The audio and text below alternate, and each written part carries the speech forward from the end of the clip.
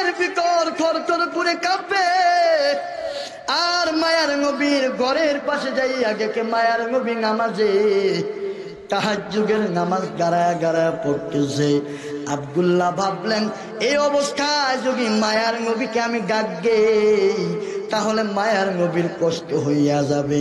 আব্দুল্লাহ সারাটা রাত ঘরের পাশে গাড়াইয়া ওই ঘরের পাশে দাঁড়াইয়া সারা রাত কাটাইয়া গেলেন।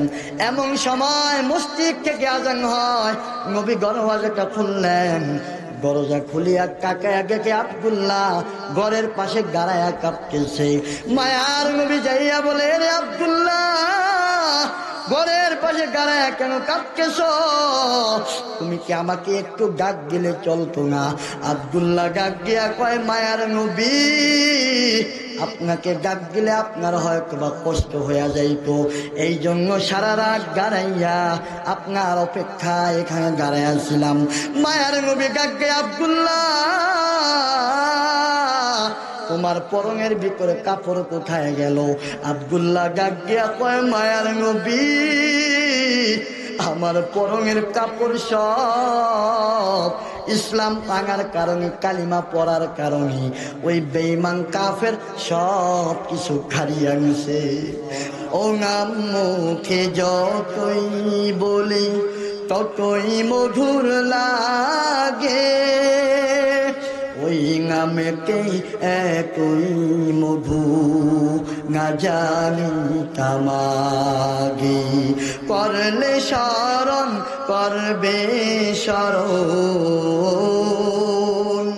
করলে শরণ করবে শরণ, বলেন কোরআন পাকে আল্লাহ নামের সুর সগারে গাহে মাঝে বাজে, আল্লাহ নামের সুর সগারি গায়ে মাঝে বাজে।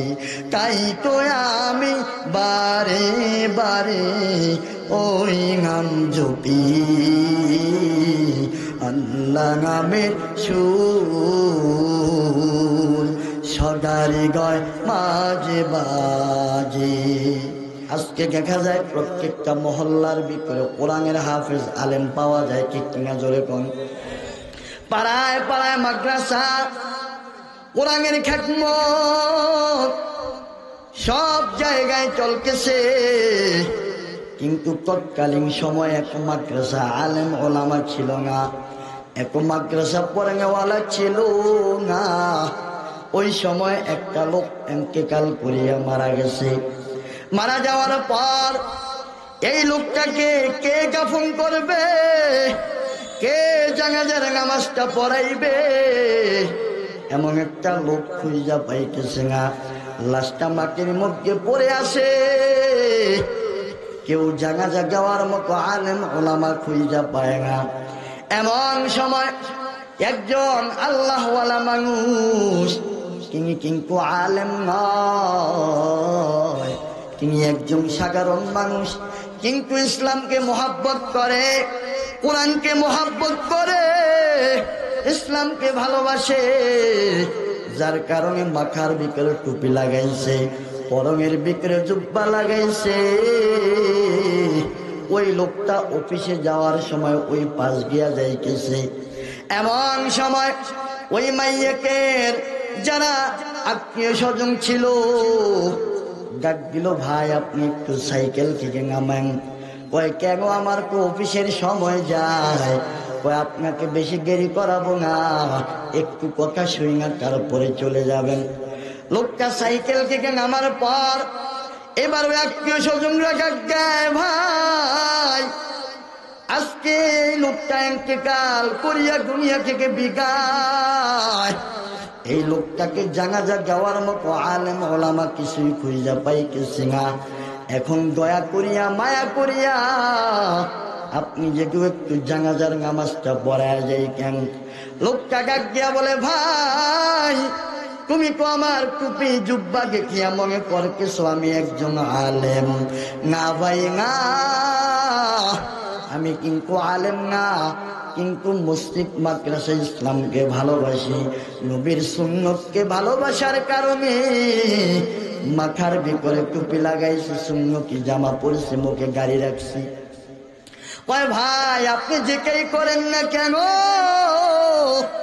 আজকে জানাজার নামাজটা আপনি পড়াইবেন। তখন লোকটাকে যখন বেশি অনুরোধ করা হলো, বলল ঠিক আছে, আজকে জানাজার নামাজটা পড়ায়া তারপরেই আমি অফিসে যাইব। সুন্দর করে লোকটাকে গোসল করানো হইল, সুন্দর করিয়া লোকটাকে কাফন পরাইলেন। গোসল কাফন শেষ করার পর এবার আল্লাহওয়ালা লোকটাকে বলা হলো, গো আপনি জানাজার নামাজটা সুন্দর করিয়া পড়াইয়া গেন। আল্লাহর বান্দা জানাজার নামাজ পড়াইলেন। নামাজটা পড়ানোর পর এবার ওই লোকটাকে সুন্দর করিয়া কবরস্থ করার জন্য আল্লাহর বান্দা কবরের ভিতরে নামিয়া গেলেন। কবরের ভিতরে নামার পর সুন্দর করিয়া লাশটাকে কবরের ভিতরে নামাইয়া বাঁশের চালিগুলা সুন্দরভাবে গিয়া এবার আস্তে আস্তে মাটিগুলা ফালাইয়া সুন্দর করিয়া ওই লোকটাকে কবরস্থ করলেন।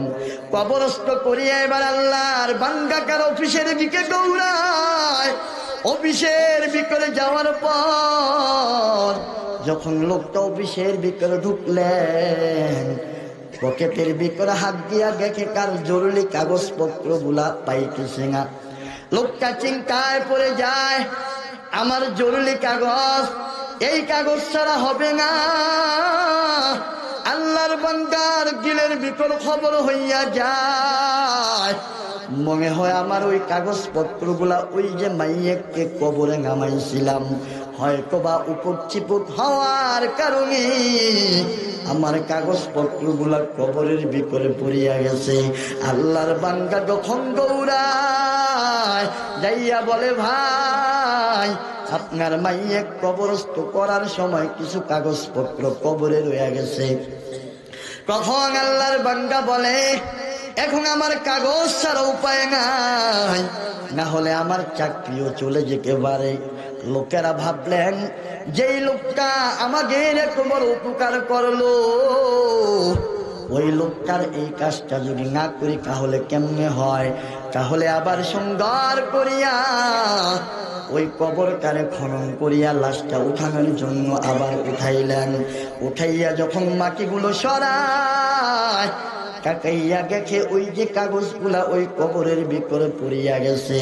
কিন্তু কথা সেটা নয়, যখন এই অন্ধকার কবরটা খনন করা শুরু করে গায়, কবরটা যখন খনন করা শুরু করে গায়, ওই অন্ধকার কবর থেকে মেশকের গেরাং বের হয়। ওই লোকটা ডাক দিয়া বলে, ভাই এই কবর থেকে আপনি মেশকের গেরাং পাননি? লোকটা বলে, ভাই আমিও চেয়েছিলাম তোমাকে এই কথাটা জিজ্ঞেস করব, তুমি গ্রাং পাওনি। ওই কবরের ভিতরে মেশকের গ্রাং পুরা এলাকা ছড়ায় গেছে, মানুষগুলা দৌড়ায় আসে। লোকটা বলে, বেশিক্ষণ কবর খনন করা রাখা যাবে না, সুন্দর করিয়া আবার লাশটাকে নামাইয়া সুন্দর করিয়া কবরটাকে প্যাকেট করে গেলেন। এবার ওই লোকটার মনের ভিতরে একটা কথা, এই লোকের কবরের ভিতরে মেশকের গেরাং, এই ক্ষমতা এই সম্মান কেন পাইছে? ওই বান্দা বলে, এই খবরটা কি আমলের কারণে? এই জিনিসটা একমাত্র তার স্ত্রী বলতে পারবে, কারণ প্রত্যেকটা স্বামীর খবর স্ত্রীর চাইতে অন্য কেউ বেশি জানবে না, ঠিক কিনা জোরে কর।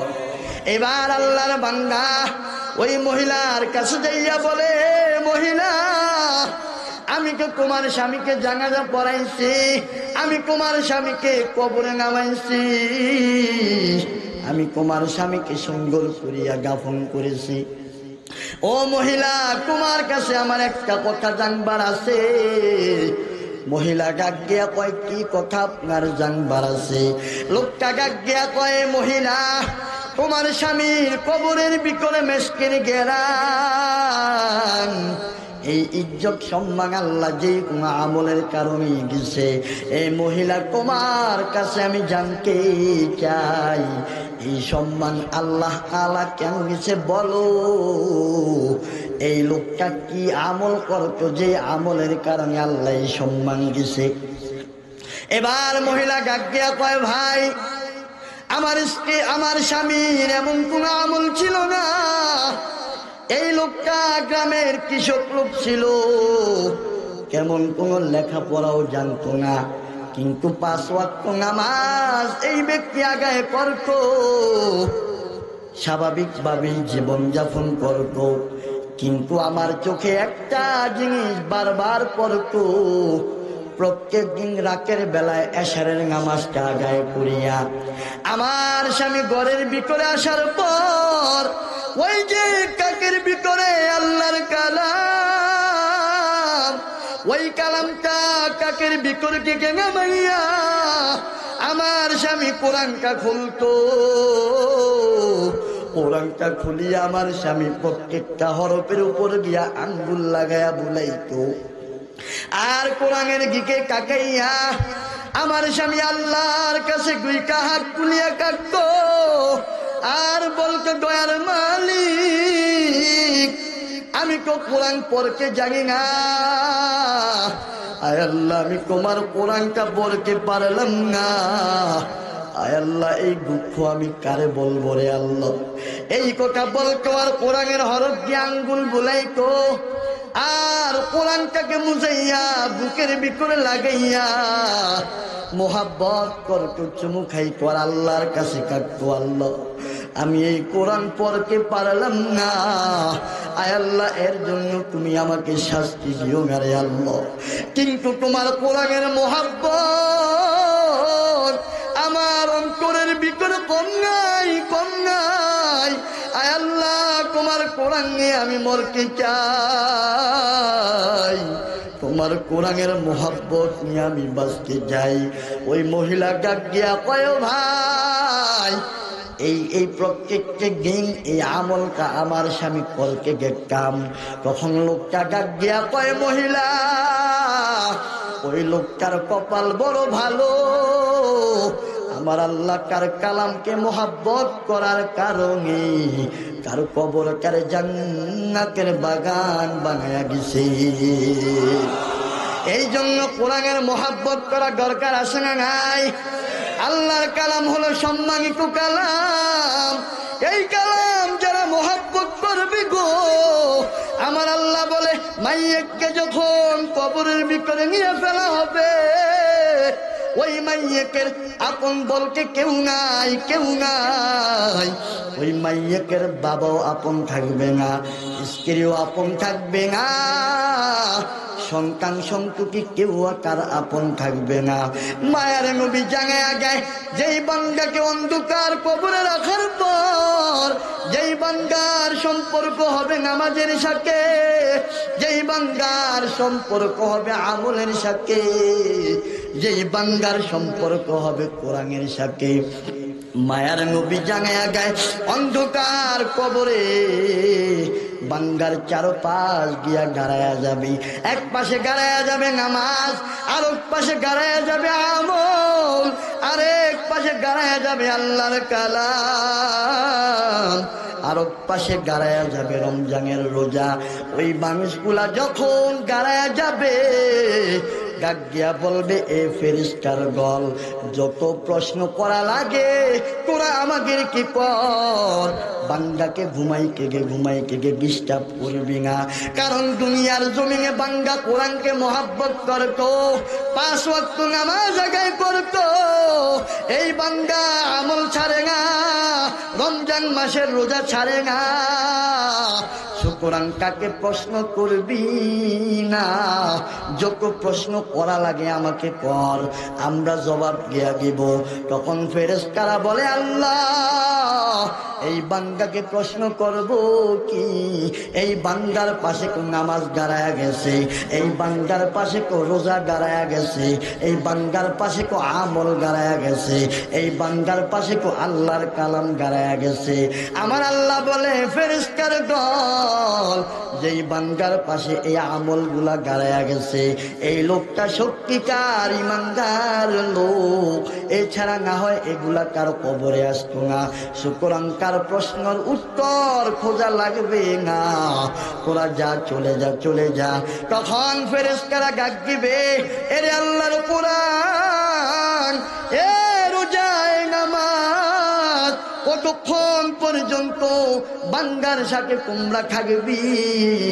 তখন নামাজ, রোজা আল্লাহর আমল, আর ওই বান্দার কোরআন গাড়ায়া বলবে, যতক্ষণ না পর্যন্ত এই বান্দা আল্লাহর জান্নাতের ভিতরে ঢুকবে না, ততক্ষণ পর্যন্ত আমরা কার সাথে হয়ে গেলাম। এই জন্য কোরআন দরকার আছে না নাই? আল্লাহর কালাম ছাড়া উপায় নাই। আল্লাহর কালাম আল্লাহ গিয়েছে মানবতার মুক্তির জন্য, মানবতার প্রদর্শনের জন্য। আমার মায়ার নবীর মাধ্যমে আল্লাহ তাআলা কালাম গিয়েছে। আজকে সেই কালাম শোনানোর জন্যই আজকের এই মাহফিলের আয়োজন, কথা কোন ঠিক কিনা? এই জন্য যারা এখনো বাড়িতে আসেন, ঘরের ভিতরে আসেন, আল্লাহর কালামের মজলিসে চলে আসেন। আজকের মজলিসটা যদি কবুল হইয়া যায়, কিয়ামতের ময়দানে কোনো আমল যদি আল্লাহর দরবারে কবুল না হয়, ওই সময় যদি আজকের রাত্রটা কবুল হইয়া যায়, তাহলে আল্লাহকে বলতে পারবো, আল্লাহ কেমন কোনো আমল নিয়ে আসতে পারি নাই। কিন্তু ওই যে আইয়ুব আলী জামে মসজিদের মাহফিলে রাত্রটা গুনাহের কাজে কাটাইতে পারতাম, অন্যায় কাজে কাটাইতে পারতাম, কিন্তু আল্লাহ কাটাই না। সেই রাত্রের উসিলা করে আমাদেরকে মাফ করো। এর নবীর উম্মতের দল আপনাদের কাছে জানতে চাই, আল্লাহ তাআলা উসিলা করে মাফ করতে পারে কি পারে না?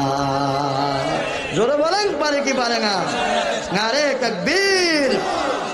একটু জিকির করি আর সামনে আগে, লা ইলাহা ইল্লাল্লাহ, লা ইলাহা ইল্লাল্লাহ, লা ইলাহা ইল্লাল্লাহ, লা ইলাহা ইল্লাল্লাহ।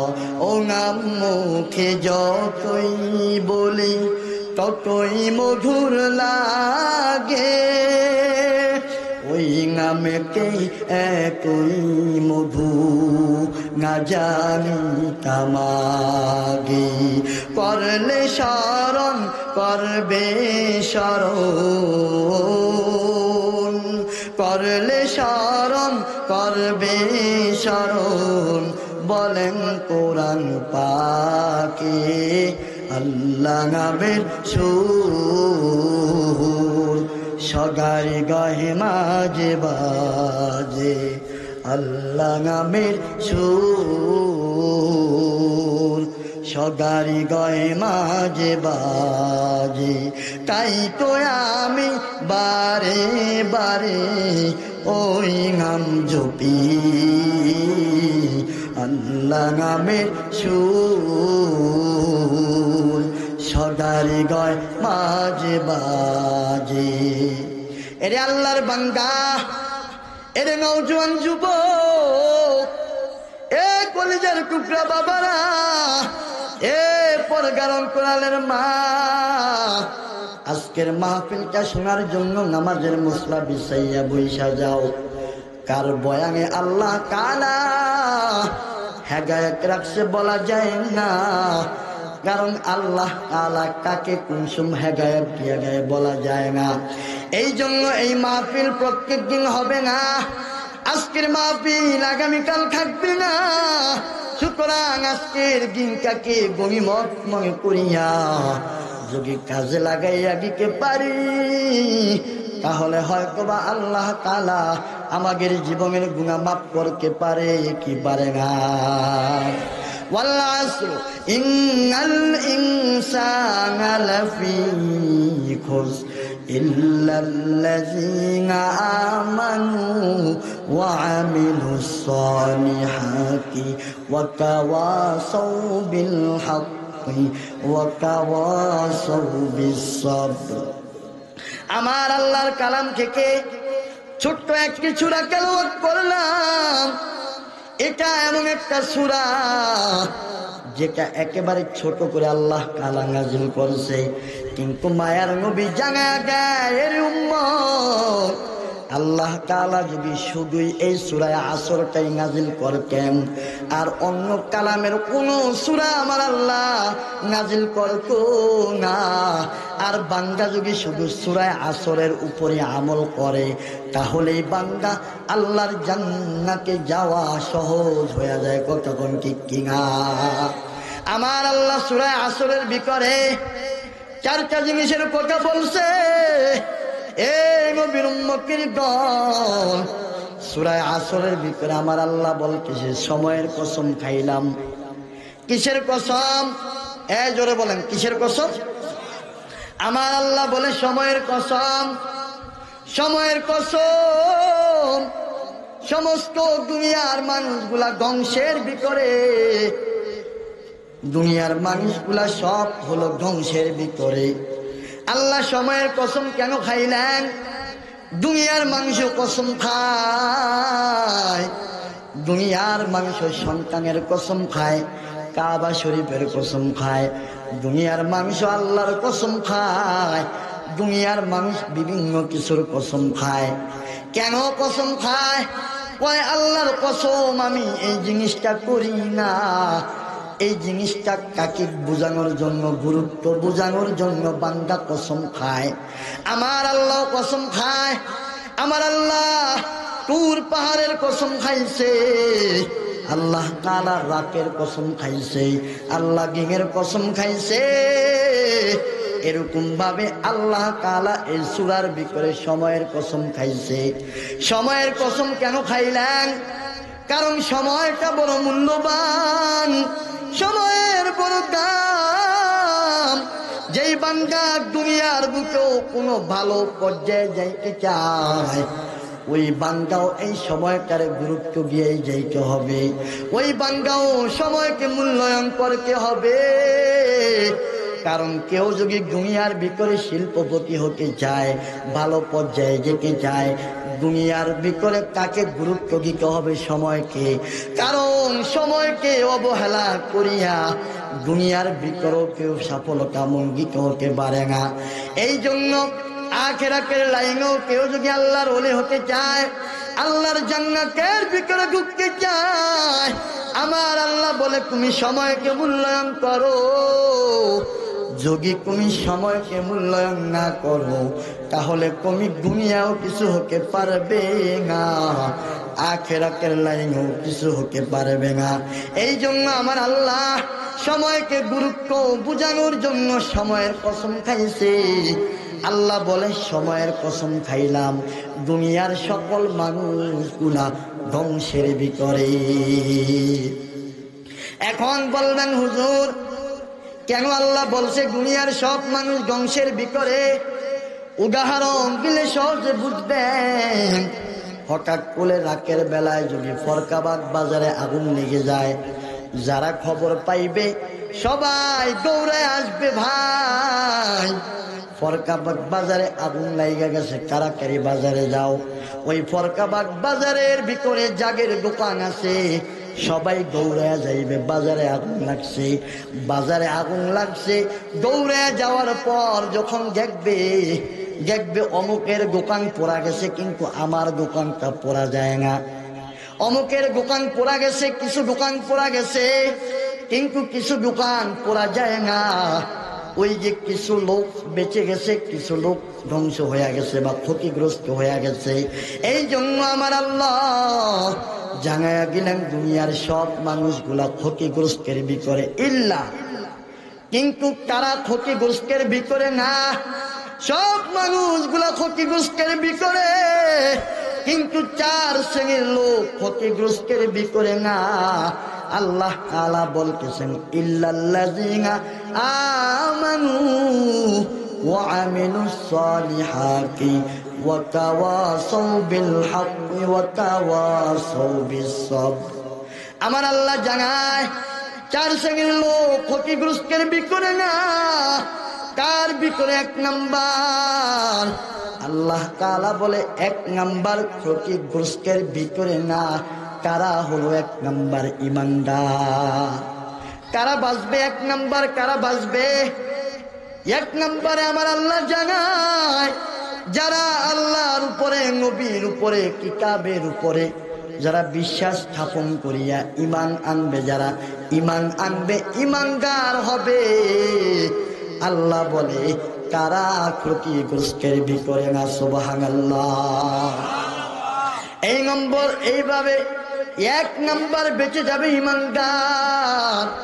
কিন্তু কারাই বাঁচবে? যারা সঠিক ঈমানদার, কারাই বাঁচবে যারা প্রকৃত মুমিন, কারাই বাঁচবে যারা একমাত্র আল্লাহ ছাড়া কাউকে বিশ্বাস করে না। কতক্ষণ ঠিক কিনা? ঈমানদার কারা? ঈমান আনলে ওলা কারা? আমার মায়ের নবী জানায়া গেছে, ইকরার বিল লিসান, আমাল বিল আরকান, তাসদীক বিল জিনান। তিন শ্রেণীর লোক হলো ঈমানদার, যারা মুখে স্বীকার করবে আল্লাহ এক, অন্তরে বিশ্বাস করবে, আমলে পরিণত করবে। আল্লাহ বলে তারাই হলো ঈমানদার। এখন আল্লাহ বিশ্বাস করি আল্লাহ এক, কিন্তু ভাবি কি জানেন? আমার যদি গরুটা না থাকতো, আমি মনে হয় না খাই আমার যেত। নাউজুবিল্লাহ বলেন। আমার ছেলে যদি মাসে মাসে টাকা না পাঠাইতো, তাহলে আমি শেষ হয়ে গেল। আবার দেখবেন কিছু লোক বিপদে পড়িয়া আল্লাহ কি আমারে দেখছে, আর কাউরে দেখলো না। অসুস্থ কি আল্লাহ আমারই বানাইতে পারলো, আর কাউরে দেখে না। বলে কি বলে না? ঈমানদার হলো তারা যারা কোশ্চিন কালো আল্লাহর সঙ্গে কাউকে শরীক করবে না। আল্লাহ বলে বান্দা, আল্লাহর সঙ্গে কাউকে শরীক করবা না। একমাত্র খাওয়ানেওয়ালা আমার আল্লাহ, বাঁচানেওয়ালা আমার আল্লাহ, লালন পালন করনেওয়ালা কে? চিল্লায়া কন আমার সাথে একটু বলুন। খাওয়ানেওয়ালা কে? বাঁচানেওয়ালা কে? লালন পালন করনেওয়ালা কে? সন্তান জ্ঞানেওয়ালা কে? নাকি কোন পীর মুর্শিদ? কে পীরের দরবারে, ল্যাংটার দরবারে দৌড়ায়? ল্যাংটার দরবারে যায় গামছাটা লই আই, এই যে ভবিষ্যৎ নিয়ে আইছে, আগের পিছের যত কিছু আছে সব এই গামছার ভিতরে নিয়ে আসে। আমার আগের মসজিদেরই কয়েকজন মুসল্লি ছিল, অনেক বুঝাইছি, লাইনে আনতে পারি। আমি কই ভাই, এই যে লাল গামছা গলা দিয়ে আসতেন, এটার হেকমত কি? গামছা একটা ওইলি কয়, কি কোন আপনারা কি কোন? গামছা একটা আমাদের ব্যবহারের জন্য ওইলি কয়, এই লাল গামছার ভিতরে আবার হেকমত কি? হুজুর কোয়েন না, এটা বাবাই দিছে, এই গামছার ভিতরে আমার সব। ঠিক না জোরে কোন? আবার কয়েকদিন ওই গাওয়ানবাগের ভণ্ডরা মরছে, কত কিছু বলছে। মা ফাতেমা বলে হ্যার স্ত্রী, হ্যাঁ বলে আল্লাহর সঙ্গে কথা বলে। বাবে রহমতে আল্লাহ আমার লগে কথা কওয়ার জন্য আছে। যাক, ফোগার কাকা আল্লাহ নিয়ে গেছে, শেষ বন্ধ, সেটা শেষ। আবার কয়েকদিন লিটন দেওয়ান চিস্তির আংটি ব্যস্ত, টিভিতে এক দিক যে লিটন দেওয়ান চিস্তির আংটি ব্যবহার করবেন, আপনার জীবন যৌবন ইতিহাস ভূগোল আপনার সব কিছু এই আংটি পরিবর্তন করে দিবে। নাউজুবিল্লাহ কর।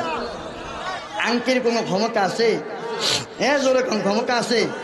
সব ক্ষমতার মালিককে, সব ক্ষমতার মালিক আল্লাহ। আংটি আপনি দেন, মানা নেন, ব্যবহার করেন, নবীও ব্যবহার করেছে। তাই বলে আংটির উপর যদি আপনি ভরসা করেন, আপনার ইমান আমল সব শেষ হয়ে যাবে। আবার একদল আছে গান গায়, কিরমান কাতিবিহীন রোজা হাশরের দিন, আল্লাহর দরবারে যখন করবে অভিযোগ, আমি বলবো দুনিয়ায় ছিলাম খাজা বাবার লোক। নাউজুবিল্লাহ। কিরমান কাতিবিহীন রোজা হাশরের দিন, আল্লাহর দরবারে যখন করবে অভিযোগ, আমি বলবো দুনিয়ায় ছিলাম বেলতলের লোক। নাউজুবিল্লাহ। আল্লাহর কাছে বেলতলের কথা দিয়া বাঁচতে পারবো না। আল্লাহর কাছে খাজা বাবার নাম দিয়া বাঁচা যাবে না। পীর মুর্শিদ হক্কানি ওলামায়ে কেরাম থাকবে, আমরা তাদের কাছে বায়াত গ্রহণ করব। তাই বলে এই নয় আল্লাহ রাসূলকে কাদেরকে বেশি কিছু মনে করব, করা যাবে? পীর মুর্শিদ হলো প্রগর সব। আমাদেরকে ইসলামের পথ কারা বাঁকায়া গিবে, আমাদেরকে সুন্দরভাবে বলবে বাবা নামাজ পড়বা, রোজা রাখবা, পরের হক খাইবা না। এরে আল্লাহর বান্দা, আমাদের দেশেও পীর মাশায়েখ আছে, বাংলাদেশে হক্কানি আলেম ওলামা পীর মাশায়েখ আছে, যাদের কাছে গেলে মানুষ টুপি ছাড়া গেলে টুপি বলা হয়, সুন্নত ছাড়া গেলে সুন্নত বলা হয়। আর কিছু বন্ধ আছে, কাগের কাছে গেলে কোনো লাভ নাই।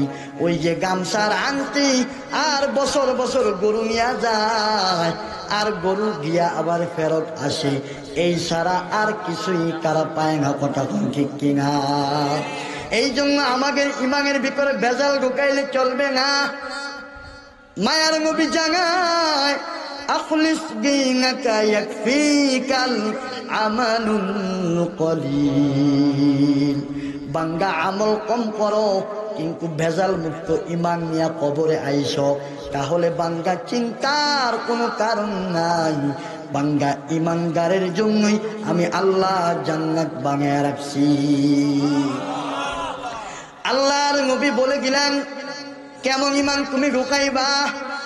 আমিনু কামা আমানান নাস। হে বান্দা, এমন ইমান গ্রহণ করো যেই ইমান গ্রহণ করেছে আমার সাহাবায়ে কেরাম। সাহাবায়ে কেরামের কেমন ইমান কাগের ছিল? হাদিসের ভিতরে রাসূলের সাহাবী আব্দুল্লাহর ঘটনা আসছে।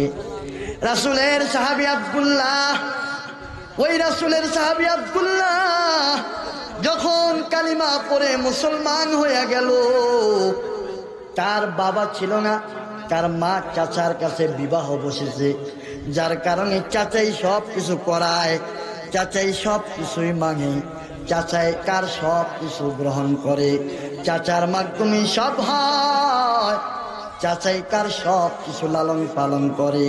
আব্দুল্লাহ যখন কালিমা পড়ছে, চাচা যখন খবরটা পাইল, তখন চাচা যাইয়া বলে, এরে ভাতিজা, তুই নাকি কালিমা পড়ে মুসলমান হয়ে গেছো।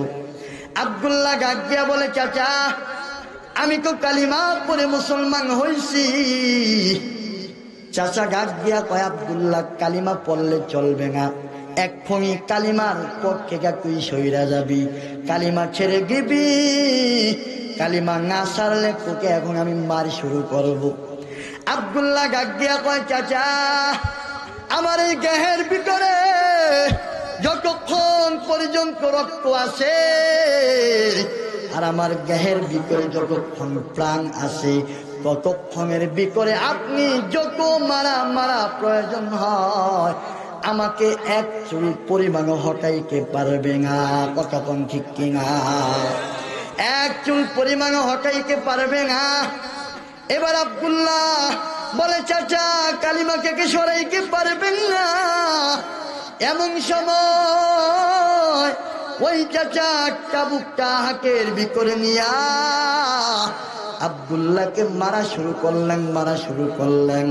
আব্দুল্লাহকে মারতে জমিনের ভিতরে শোয়া ফেলছে। তারপরও আব্দুল্লাহ বলে, আল্লাহ এক, লা ইলাহা ইল্লাল্লাহ, আমি আমার আল্লাহ ছাড়া দেব দেবীর পূজা মানতে পারি না। কথা কোন ঠিক কিনা? আব্দুল্লাহ মারি খায়, তারপরে বলে আল্লাহ এক। এবার চাচা গাগিয়া কয়, তুই যদি ইমান না ছাড়ো তাহলে তোমাকে আজকে শেষ করে ফেলবো। আব্দুল্লাহ গাগিয়া কয়, মারতে পারো, জীবন চলিয়া যাবে, তারপরও তুমি আমার ইমান সরাইতে পারবি না। এবার আব্দুল্লাহকে বলে, আব্দুল্লাহ তুমি যদি কালিমা না ছাড়ো তাহলে আমার বাড়িতে থাকতে পারবি না, আমি তোকে তেজ্য করে দিলাম, যা আব্দুল্লাহ তুই আমার বাড়ি থেকে চলে যা। আব্দুল্লাহ ডাক দিয়া কয়, চাচা আমার ঘর লাগবে না, বাড়ি লাগবে না, সম্পদ লাগবে না, আমি আমার মায়ার নবীর কাছে চলিয়া যাব।